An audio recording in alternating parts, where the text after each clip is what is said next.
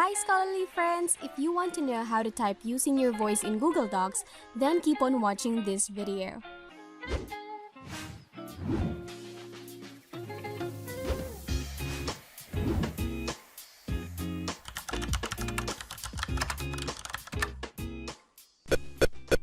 Google Voice features are everywhere. We use them every day across a range of our devices, whether it be Google Voice on our phones, Google Home devices, or even asking Google questions such as directions hands-free.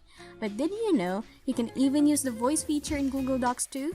Whether you're working on the go or just need to jot something down quickly while it's fresh on your mind, or even transcribe a video, Docs has got you covered. But please note, this feature only works on a Chrome browser. Make sure before you begin that your device has a built-in microphone to be able to use this feature. So here is what you will do. In Docs, click Tools, Voice Typing, or use this keyboard shortcut. You'll be asked to allow or block this feature. Just click Allow. Once you click the icon, it will change to an orange microphone icon. Select your chosen language from the drop-down. Then start talking as normal, making sure to speak at a good volume and as clearly as possible. And that's it.